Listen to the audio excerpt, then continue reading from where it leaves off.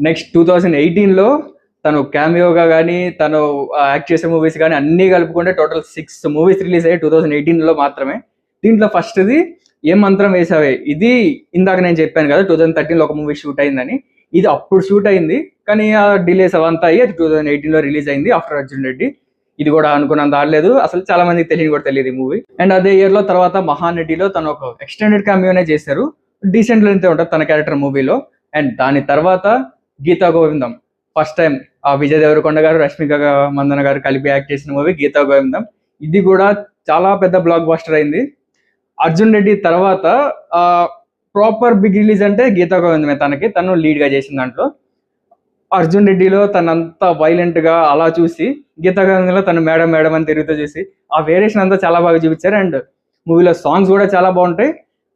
నాకు టాప్ 5లో గీతా గోవిందం కూడా ఉంటుంది. Next Tamil and Telugu bilingual NOTA movie చేశారు. ఇది కూడా అనుకున్నంత ఆడలేదు, ఇది నాకు బాగానే అనిపిస్తుంది మూవీ, కానీ ఇది కూడా అనుకున్నంత ఆడలేదు.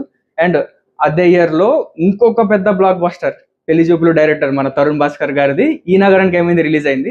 దాంట్లో లాస్ట్ లో ఒక చిన్న విజయ్ దేవరకొండ క్యారెక్టర్ తనే ప్లే చేస్తాడు ఒక మూవీ షూటింగ్ ఇదంతా చేసే దాంట్లో.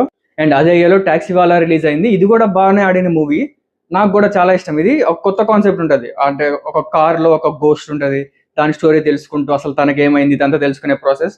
మంచి స్టోరీ. అది కూడా 2018లో రిలీజ్ అయింది.